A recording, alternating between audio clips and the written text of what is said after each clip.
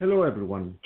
Thank you for attending today's webinar, which is called The Pursuit of a Sustainable 5G, the Expert Stake, presented by InterDigital. I am Dimitris Mavrakis, the moderator for this discussion. I'm a Senior Research Director at ABI Research, and we have a panel of speakers with us today.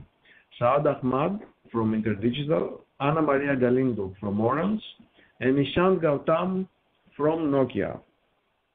You can read the bios for our speakers on the left side of the window by clicking the Speakers tab. But before we begin, a few technical housekeeping notes. The slide deck is already available, so you can download this already by clicking the Handouts tab on the left side of your screen. And the webcast is being streamed from your computer, so no need to dial in. And of course, you can increase your volume for a better sound. The webinar itself is being recorded. It will be available on demand within 24 hours of the live session. And last but not least, time permitting, we will have a Q&A session at the end of the panel discussion. So please join in and send a few questions using the Q&A questions and answers tab on the left side of your screen, and we will discuss them at the end of our discussion. So, okay, let's begin now. So let's start from the left side. So Nishant Gautam, can you give us a brief overview of your line of work and how you are related to this topic? Sure. Good morning and good afternoon, everyone. I'm working for Nokia Solutions and Networks. I'm based in Helsinki, in Finland, and I'm leading the base station platform management function here in Nokia. Part of this role involves driving the energy efficiency roadmaps for our base station portfolio. And that is one of the reasons I'm here to talk about the sustainable 5G in today's session. Excellent. So, Anna Maria, can you go next, please? Yes, hi. Hi, Dimitri.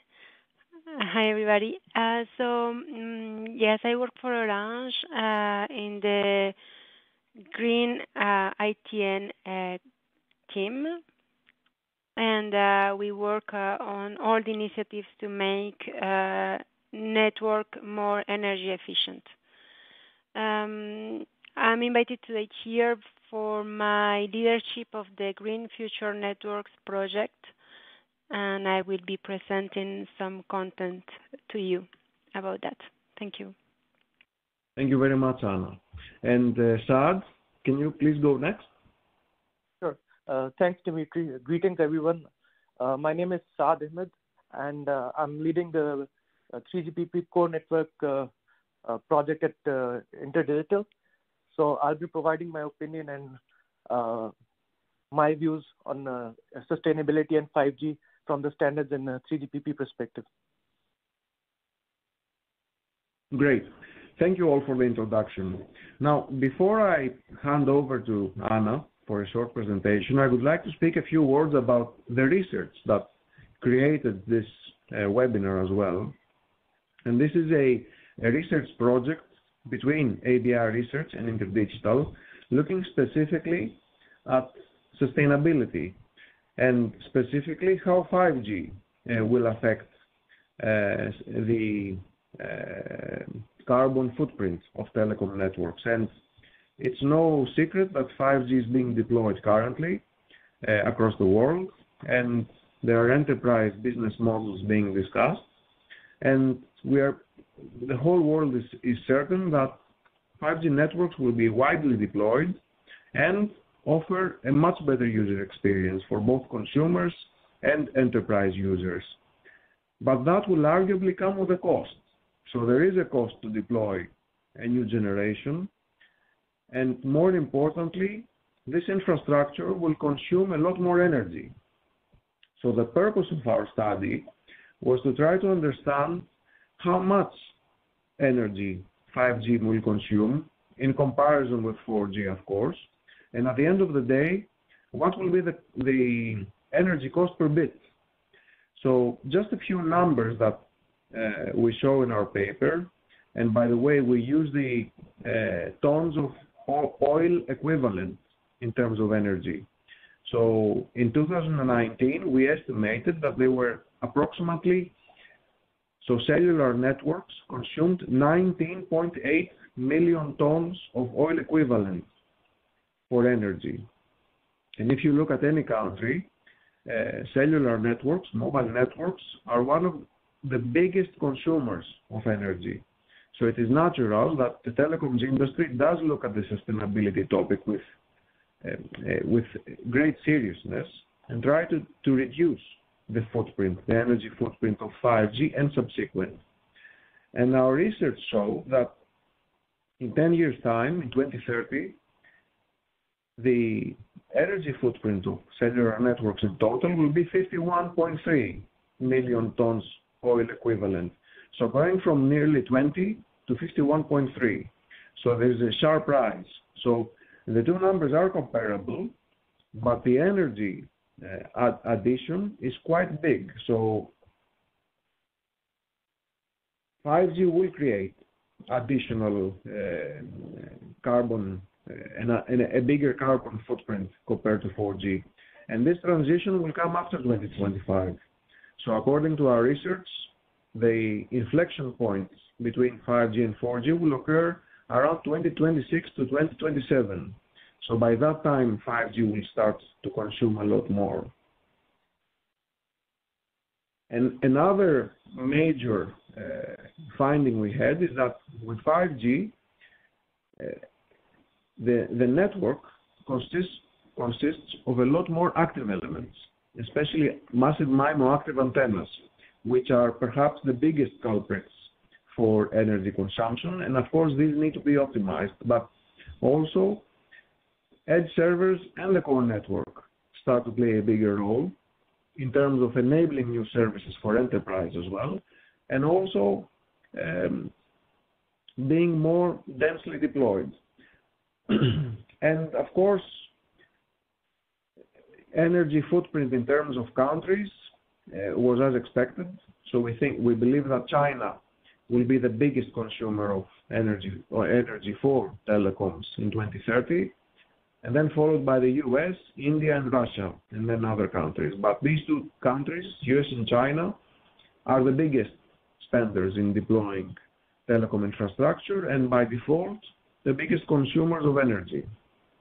And this paper is available publicly, and I will be happy to share a link to this in the chat window. And please feel free to email us or contact us for any further information.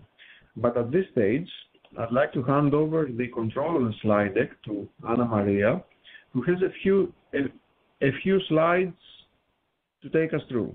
Anna Maria, over to you. Thank you, Dimitri. I'm having a lot of echo, so I will just remove my headphones. So, I wanted to thank InterDigital for inviting me to present the project today. So this project is not focused on 5G; it's more general on future networks. But I think it's very interesting to start talking about this in this kind of events, because in this project we are dealing with current existing projects, even in 5G. So, so I'm leading this project together with Deutsche Telekom, and we have 22 companies participating up to date in this project, 8 operators, 8 vendors, 4 research institutes, and 2 service providers. The project is going very well, and we have a lot of collaborations and contributions from a very different point of view, which is very rich for the project, for the evolution of the project.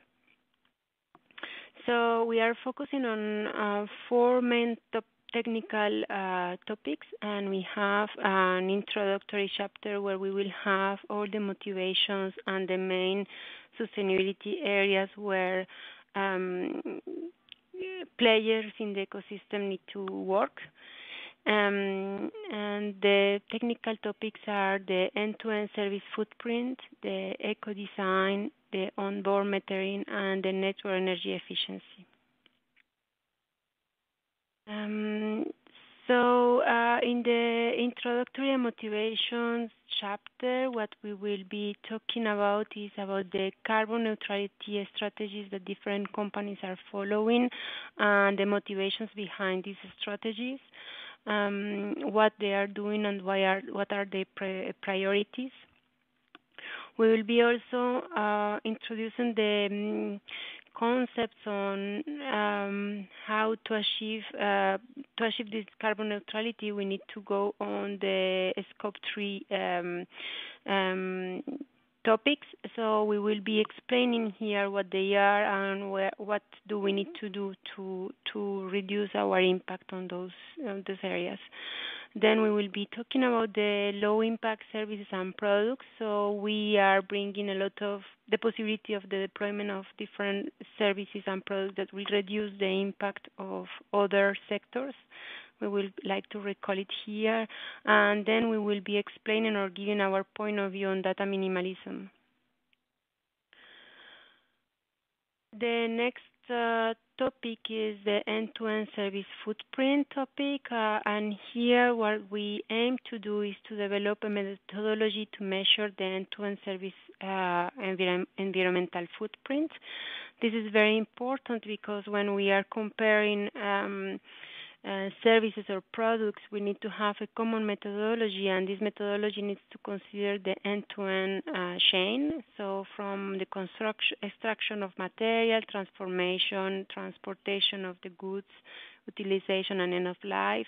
And this we need to work together, operators, vendors, and all the players in the ecosystem to have the same methodology. So that's for the end-to-end service footprint. And then on the eco-design topic, we are working on the use of life cycle assessment in order to improve the eco-design of products in the networks. And so the objective with this is to understand the different environmental stakes for all these products, have clear indicators for the entire life cycle of the equipments, and also to get products that will last longer and that because they can be repaired, and then of course that can be recycled. So that's for the eco-design part. Then for the network energy efficiency, of course, here is where we have the majority of our contributions because it's business as usual, of course. So here we will be talking a bit about the evolution of 5G in terms of energy efficiency, especially for advanced sleep modes, for example, and other techniques such as carrier switch off and these kind of things. So our colleagues are working on the study of the different available green futures that are already in the literature. The contribution that can have different type of components from the hardware side point of view. Also, they are working on how to identify the next steps to achieve a better energy efficiency.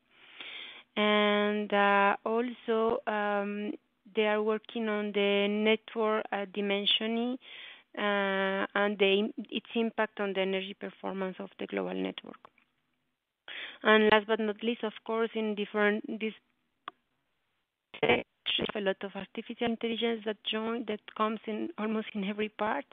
So this will be deal more or less in all sections, but we also have some contributions on the impact of artificial intelligence techniques have on the energy consumption and what can we do to choose less energy intensive artificial intelligence techniques. So last technical chapter is the onboard metering. So the motivation behind this is that what we cannot measure, we cannot optimize, right? So what we aim at operator point of view is to be able to measure some key points on the equipments in order to determine the more energy intensive parts on the equipment, and to have this meter integrated by default and open for operators to extract this information and to be able to optimize the energy consumption. Of course, this needs to have open APIs, but also to have logical channels available for operators to extract this information. And that's all for the project for me. Thank you. So I give the hand to Dimitris. Thank you very much, Anna. Much appreciated. And a very interesting presentation. And actually, this is a very good introduction for our topic here and our discussion. So for the next 25 minutes or so, I will ask some questions to our panelists, and we'll have a discussion. But in the meantime, to our attendees, please feel free to ask questions in the Q&A box, and we'll definitely come to those when we finish our discussion. So the first, as Maria said, the first stage of understanding and reducing the energy footprint of networks is to understand them, right? So my question to our panelists is, what are the main drivers you see of this growth in energy footprint? So let's start with Saad, please. Yeah, thanks, Dimitri. So I think, in my opinion, as we've already mentioned, the main drivers of energy footprint in 5G, it's twofold. First of all, it's the growth of devices. Now in 5G, we see everything's connected. So there's a lot of growth of IoT devices. Smartphones are getting more powerful. So basically on the device side, it's the growth and the explosion of devices, which is one of the biggest energy footprints. On the other side, I think you've mentioned the antennas are getting more powerful with massive MIMOs. So that requires a lot more energy. And then we're having these edge computing power at the base stations, and computing power coming more close to the edge of the networks. So that's another main driver of energy consumption that we see in 5G and as 5G grows.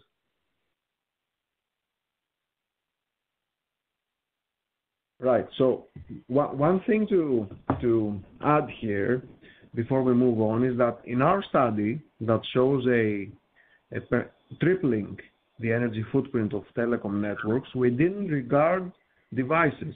So we didn't measure devices.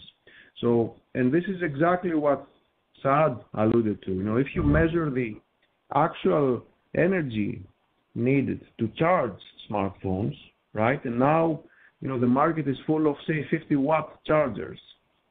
The energy required to charge phones overnight or other devices is nearly the same as the power needed to run the networks, right?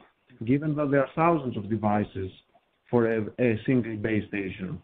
So this is a very important thing. But at this stage, I would also like to ask Nishant the very same question. I mean, what do you see as the main drivers in the growing energy footprint? Well, I think Saad captured it pretty well. But in my line of work, especially in what I do in Nokia, I think the energy which the base stations consume, you said massive MIMO. I mean, yes. So that's the biggest driver. I mean, if you look at it in an absolute term, people or anybody in the industry even, they see that a massive MIMO base station consumes much more energy than a non-massive MIMO or than a traditional GSM or a wideband CDMA or an LTE base station would consume. So that is one big factor. And of course, it's not the only factor. I mean, there are devices, you have edge computing systems, but the radio or the massive MIMO antenna, as you call it, I think that's one of the biggest drivers here in terms of what is increasing this energy footprint. So quick follow-up question here, Nishant. It's certain that this is true today, right? But do you think that, Nokia and other vendors will start to optimize massive MIMO units and reduce their energy footprint, or this will remain throughout 5G's lifetime? That's a good one, and actually, maybe I still take a little bit more time to answer this question, but the answer is that it will improve. So if you look at it, I mean, why do we need a massive MIMO antenna? We need a massive MIMO antenna to cater to the data growth. I mean, the data is growing manifold every year. And in my line of work, the question is how to handle this data growth with the most efficient network equipment. And when I say network equipment, I'm talking about primarily the radios and the massive MIMO antennas. And what is the choice of technology?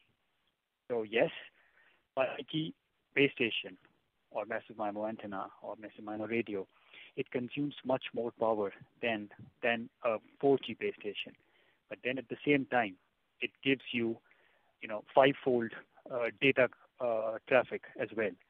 So just look at it. I mean, you and me, we cannot do much to control the data growth, but what we can do is how to optimize the power consumed per unit of data. The unit can be gigabyte, terabyte, whatever we want it to be. But that's then the question, how to make this data traffic, how to cater to this data traffic with maximum efficiency, both in terms of the speeds and also in terms of the power consumed per unit of data. Yes, this is a good point, right? So the energy footprint per bit actually drops. But I guess, and of course, massive MIMO antennas and 5G systems are much more efficient in delivering these bits to subscribers. But I guess the downside is that because the system is now so efficient, subscribers and enterprise users will consume a lot more. So both traffic and the energy footprint will increase. But I would certainly agree with you. I mean, overall, these systems are much more efficient, and they will become more efficient in the future. So perhaps let's jump to the next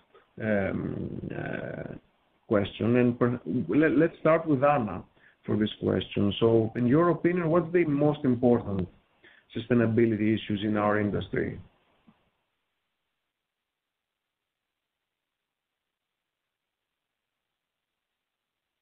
Hello, Anna. Can you hear us? Well, let's move on to Saad and give Anna some time. Saad, can you answer this question for us, please? Yes, I think I can try to answer the question while Anna reconnects. So basically, I think at a high level, the most important sustainability issue, we've already talked about it. It's how to improve the energy per bit, as we were talking in the last question. As we see more and more 5G features coming in, we see more usage of data. There's a D2D feature which is coming in release 17. There's private networks, as I talked about earlier. Because everything is getting automated, networks are becoming smaller and smaller. Factories will be connected in the future. Vehicles are going to be connected. So there's going to be a lot of usage of data. So the biggest issue and the biggest sustainability issue that the wireless industry should be looking at is how to make the data more efficient in terms of energy consumption, how to lower energy consumption for every bit transmitted and received by the devices, and the transmission between the devices and the core network. So that's my take on it. Nishant, would you agree that these are the biggest issues? I agree. So I think if you the way you phrased it, what are the most important sustainability issues? I mean, how to efficiently and how to responsibly address this data growth. That's an issue from my point of view. And how do we address that? We address that by building the networks more efficiently. And what it means is that, number one, we are having the latest electronics in place, the next generation nanometer technologies for the baseband and for the radios. And then at the same time, we are having the right choice of technology. But then it's also to be clubbed with, how are we deploying that technology? For example, we don't need to go crazy about deploying 5G everywhere with massive MIMO systems. Maybe we don't need it. You need massive MIMO systems in certain areas, whereas other areas can be handled by, less power-hungry radios. So it's about how efficiently we build the network and how responsibly we build them. And of course, it doesn't mean that, as a communication service provider or as a vendor, we start sacrificing the business that we do, but it is about handling that business efficiently and responsibly. So that's the kind of, if you want to term it as an issue, that's the issue which I see on, and probably the best to handle it is by making sure that we have the right choice of technology. In terms of the radio technology, in terms of what we use in our equipment, and then operators also deploy it responsibly and wherever needed. I definitely agree with that. So in our study, we concluded that the radio is the most important energy consumer in the cellular network. And as you said, Nishant, perhaps massive MIMO units, so these high power antennas are not necessary everywhere. And we get the impression that many operators globally are starting to realize that for many reasons, not only power consumption, but also weight load and wind load. And we do see all infrastructure vendors, of course, including Nokia, adapting to that and offering lighter units, perhaps 32T, 32R, that still offer a performance increase, but at a lower energy and real estate footprint. So that's definitely something that the industry is looking at. But I believe we have Anna back. So yes, perhaps I'm back. No. Anna, what is your take? No problem. What is your take on this question? I mean, what is the most important sustainability issues in our industry? Okay, so from the wireless perspective, we have all these antennas and base stations doing their work, and we have been focusing on the energy consumption, which is very important, right? But we also need to consider the full chain. So the energy consumed by the lifespan or span of these equipments represent, I think, 20% of the emissions, and 80% is on the construction and end of life of this equipment. So, of course, we need to reduce the energy that they consume, use them in a smart way, use as much as possible the sleep modes and all these green features that come with 5G, but at the same time, we need to optimize the scope 3 aspects. So, we need to introduce the usage of recycled material from the plastic to the metals that we use. We need to make equipment that can be repaired and reused longer. We need to have equipment that can be upgraded, both from a software perspective, but also from a hardware perspective. And we need to have equipment that can be easily recycled. This means that materials can be easily separated in order to be reused and reintroduced in the construction chain. I think this is from the energy efficiency perspective. I think we now have a lot of experience now. We know where the problem is at what we need to do, where we need to focus the effort, but we have a lot to learn still on how to make our equipment, hardware speaking, more sustainable. And this I think is a big challenge for industry because it requires to have a new perspective on how we build and conceive equipment. This is a very fair point, Anna, and I guess at the moment I think it's not a priority, right? Because the telecoms industry is sorry? Not for many companies. Some companies start to talk about it, but not all of them, and are not enough. Right. So, yeah, I guess that the main problem and the main challenge in addressing this is that the telecoms industry is a highly competitive market and highly optimized market as well. So the best technology usually works. So, compromising technology superiority for, offering a more sustainable value proposition, I guess is not yet a priority, but it certainly needs to be. But I think we will discuss that. We will discuss that in further questions. Okay. So I guess then the next question is about metrics, right? And Anna, you did start discussing this in your presentation. So we need the KPIs. So, starting with you, can you share, a few sustainability metrics that perhaps will be basic in an early form that we can use to start tracking this discussion?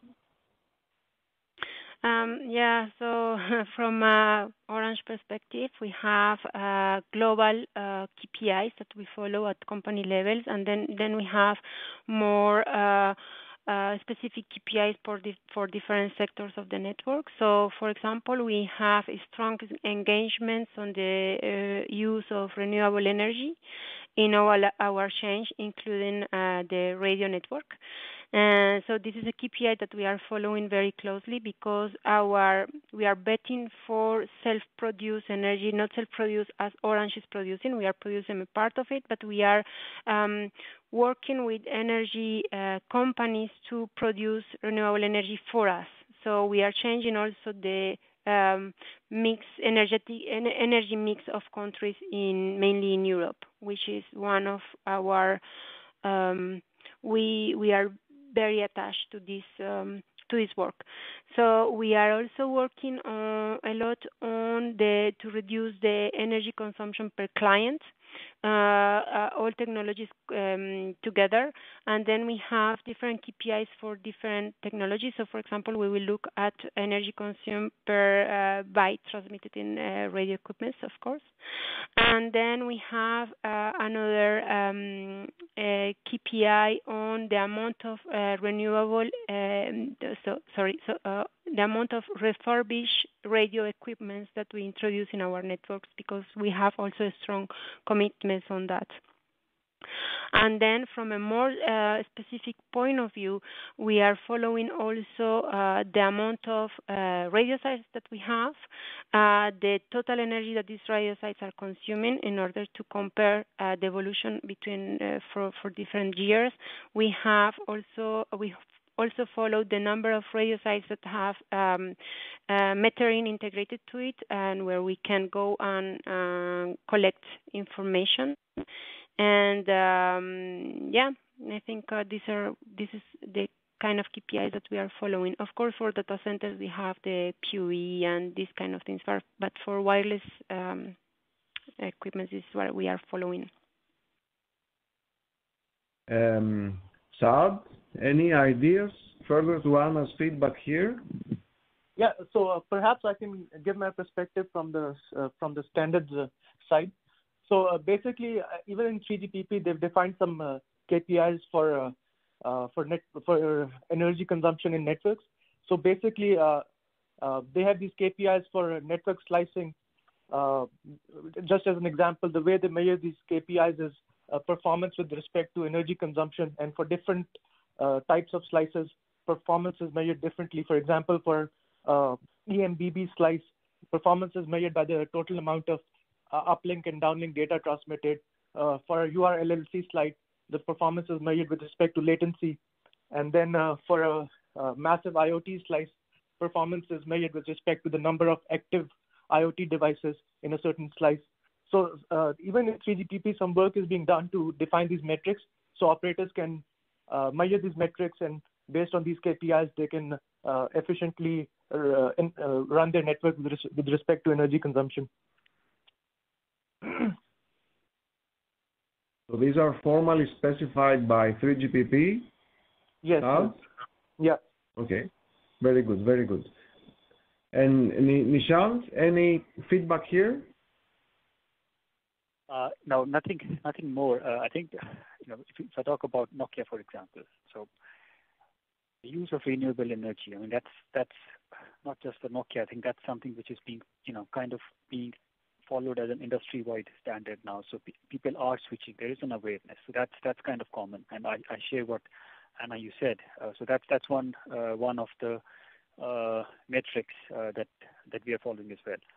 Then the use of recycled or reusable materials. How much material is reusable? When you for example put a base station to end of life, how much of that can be reused? 80%, 70%, 90%. Defining that's another KPI. But I think one thing where we should push, and that's purely my view here, energy consumed per unit of data consumed. Consumed meaning transmitted or received, especially for the radios. Because now there's a perception that 5G consumes more power. It is not an efficient technology, but on the contrary, it is much more efficient. If 4G or LTE has to cater to the same amount of data consumption, you will end up putting a few equipments there as compared to one 5G radio. And when you start looking at energy consumed per megabit or gigabit of data, you will see that 5G is more efficient. So to create an awareness, not in the industry, but also in the ecosystem around it, I think that is one standard KPI that we could think of following industry-wide. It's not there, but that's just an option which can be taken or maybe should be taken.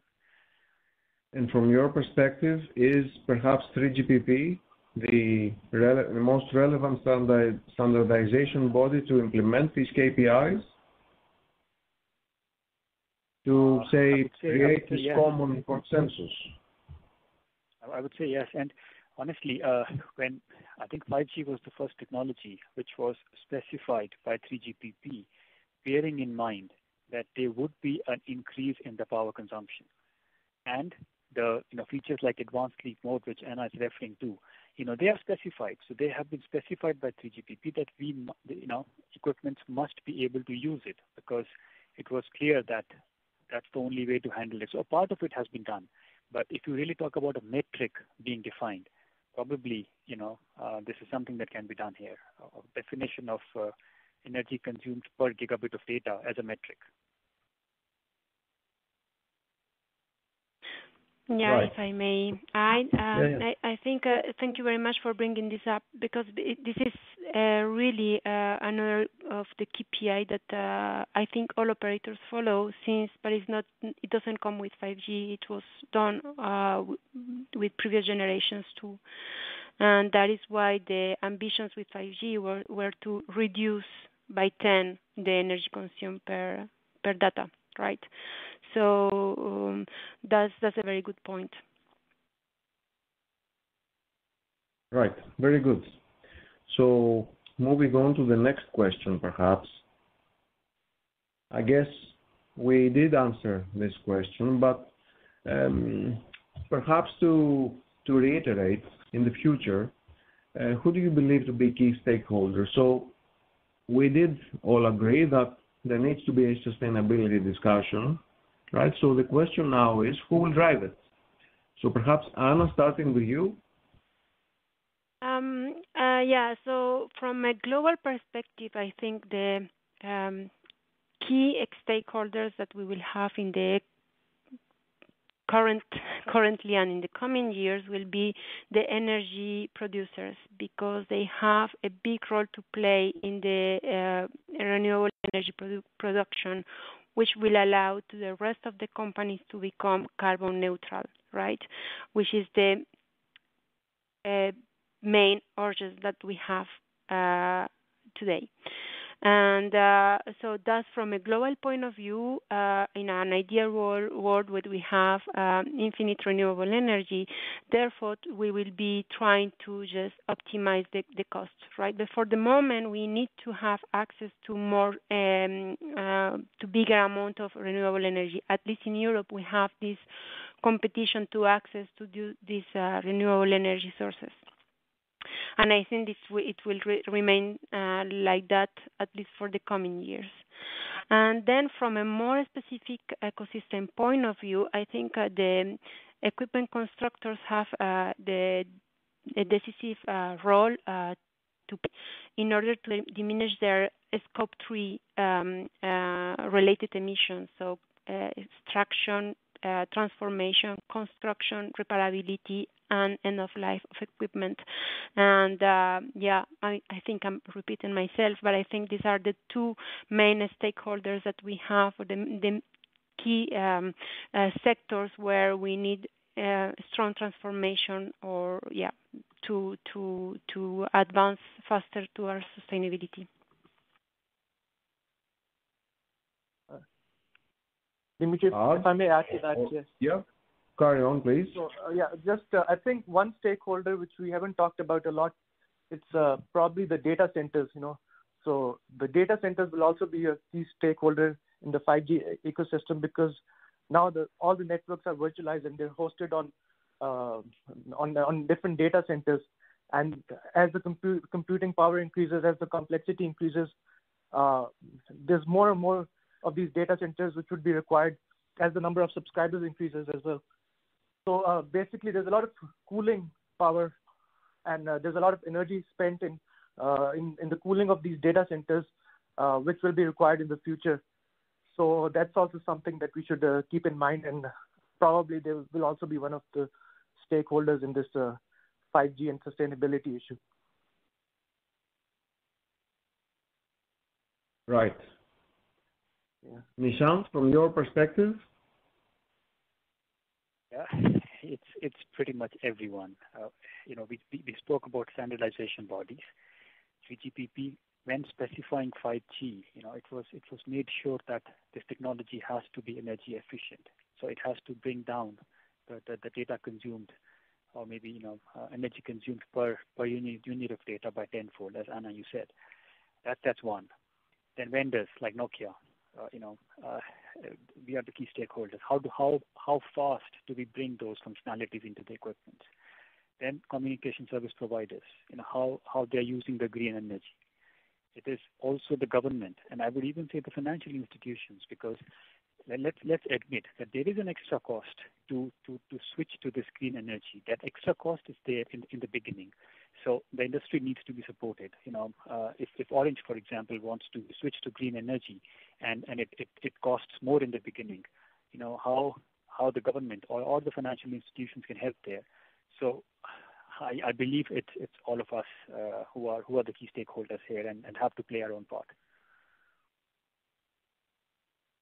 Right. Very good.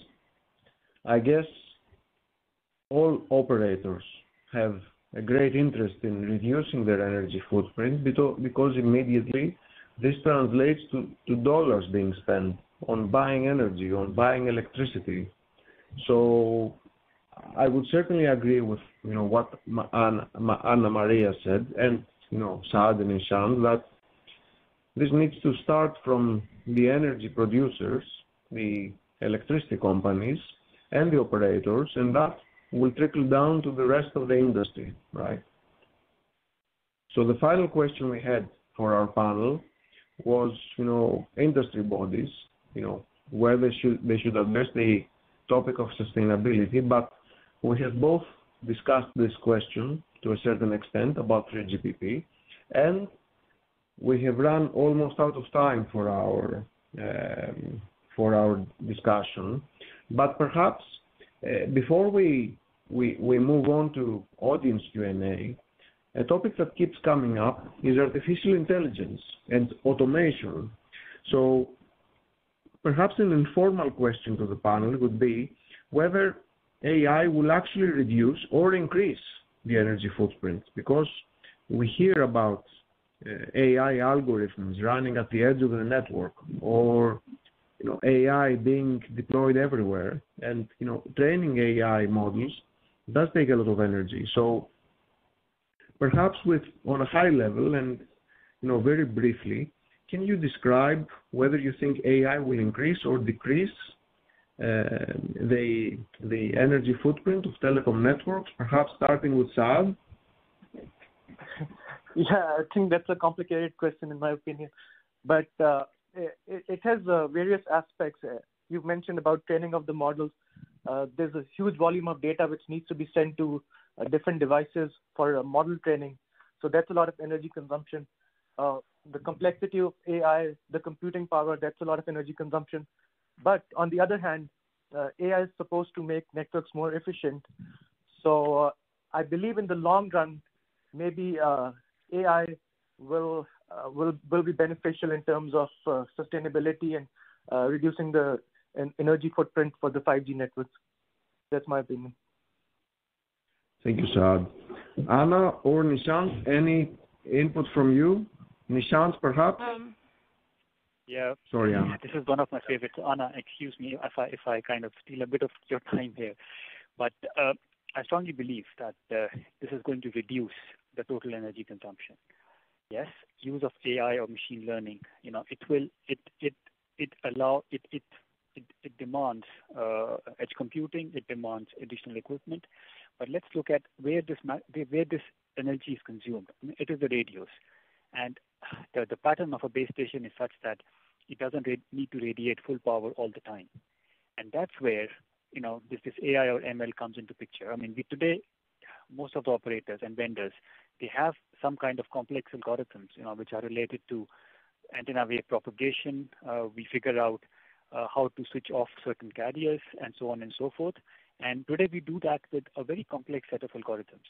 And that's where machine learning comes into picture, because all this exhibits a certain pattern. This traffic growth or traffic change during the day, for example.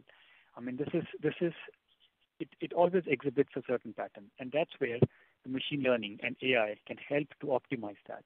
So while it introduces equipment which increases the power consumption a bit, but at the same time, the other equipment which consumes most of the power, it can be shut down or run with a smaller capacity when that capacity is not needed.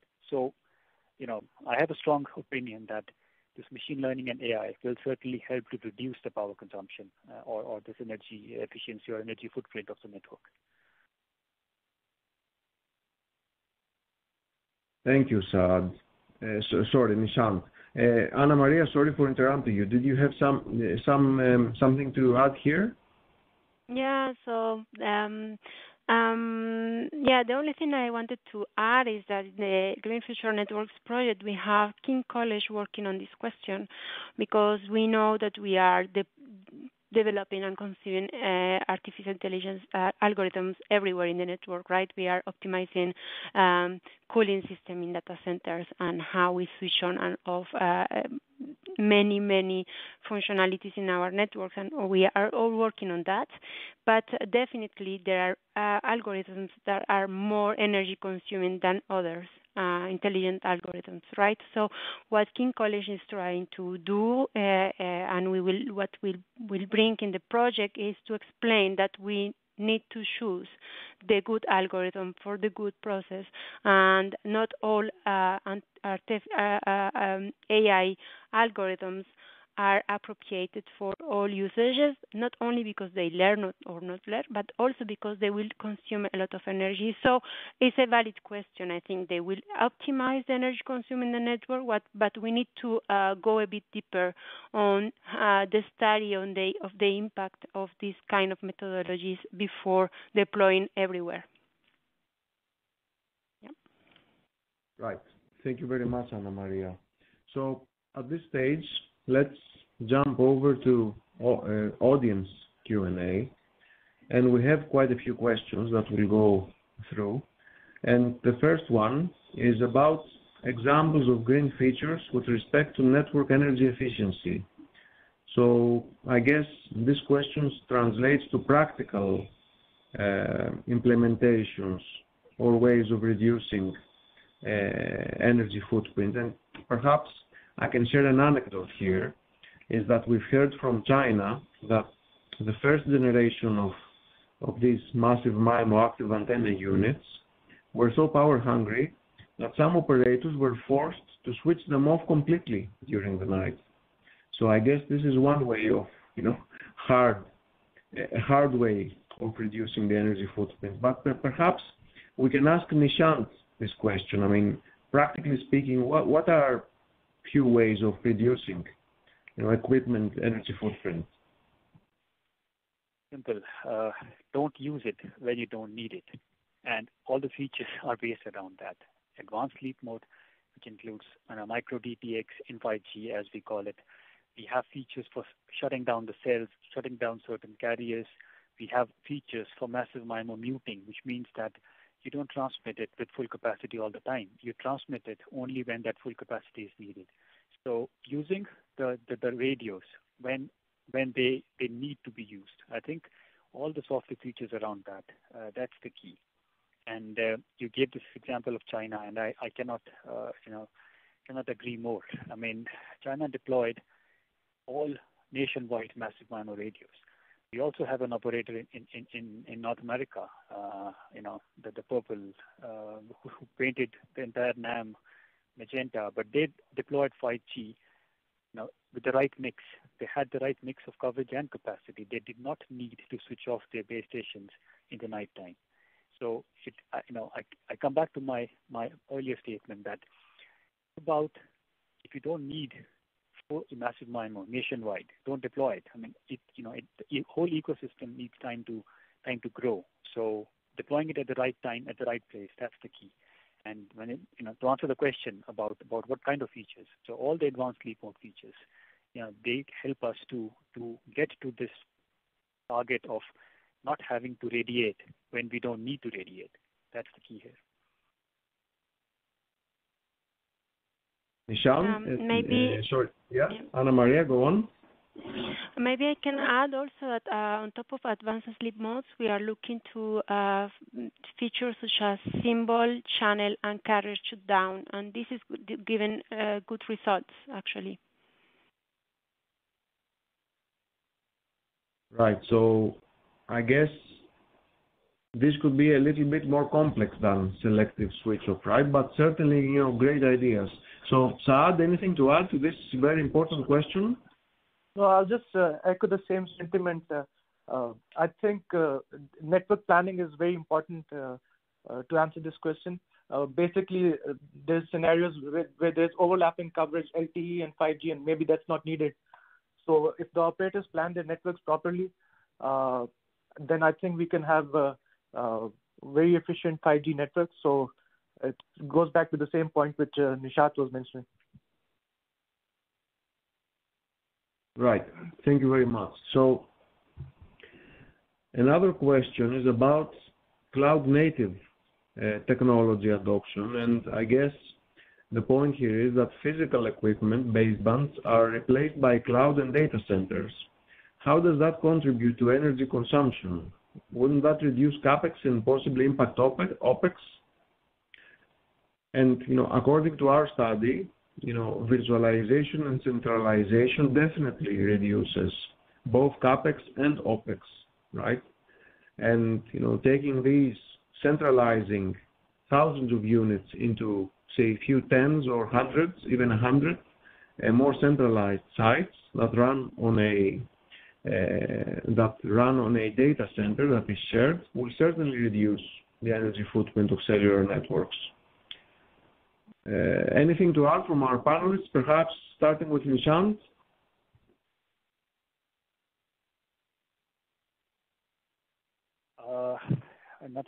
Nothing more, but yeah, I think there is, again, the perception is that the data centers consume a lot of power. Yes, they do consume a lot of power, but then it is centralized at one place. Had that been distributed, perhaps the consumption would have been even more, and then you needed to transport the data from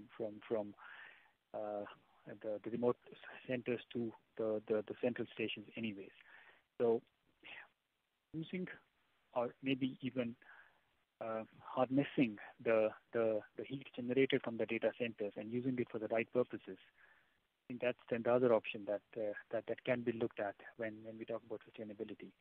So it's kind of give and take. Yes, there is more power consumption, but then at the same time, can the radiated heat, for example, out of data centers be used to do something else?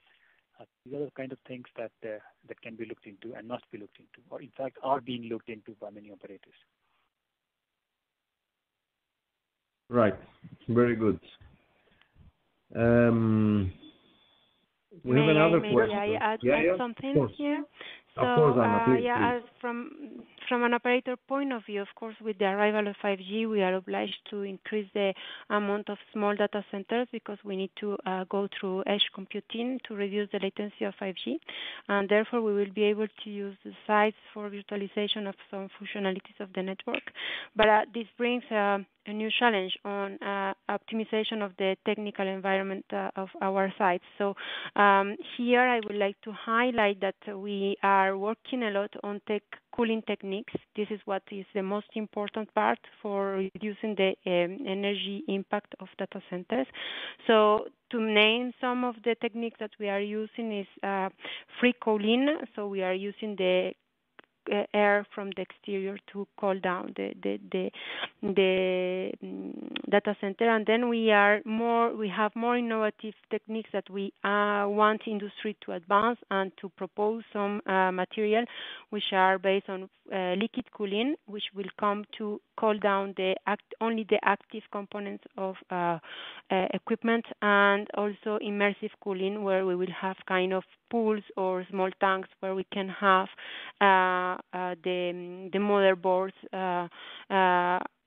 yes, except for the hard drive, of course, completely immersed in water, kind of water, and this is very, very optimal. And on top of that, we could reuse that water to heat the building where equipments are. So these kind of techniques are the ones that will allow us really to reduce the operator energy consumption in terms of data centers, and with the cloudification, virtualization, we are forced to go on that direction, and we are expecting ecosystem to evolve faster on those solutions. Very good. Thank you, Anna.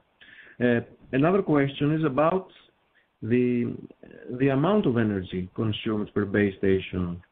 Right, and I think that, roughly speaking, we've heard some industry estimates that a 4G base station may consume 3,000 to 4,000 watts, but a 5G base station may consume 3 or 4 times that, right? And the next part of the question is whether renewable energy can be used to offset this energy consumption. So anything to add, for example, from Nishant?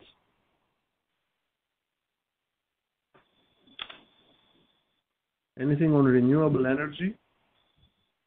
Yeah, I mean, not much actually. That's not my area of work, but I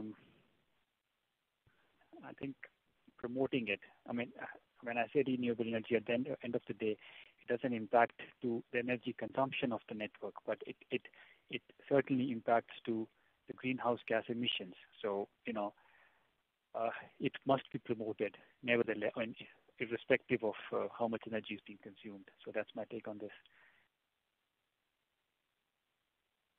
Great, and I guess we have spoken to several operators, and renewable energy is certainly a solution, but perhaps a very expensive solution still to replace on-grid electricity power. But in any case, I'm afraid we have come to the top of the hour. We did have a lot of great questions today, and unfortunately we couldn't get to all of them, but we will try to do our best to reach out to all of our attendees that asked questions after the webinar. So thank you for attending this first wireless webinar and submitting so many questions. Also, I would like to thank our speakers very much for participating, and of course, InterDigital for presenting today's webinar. So the webinar has also been recorded. You will be able to access the recording within 24 hours using the very same audience link you've used to log in today. And thank you very much for joining us, and we look forward to seeing you at future events.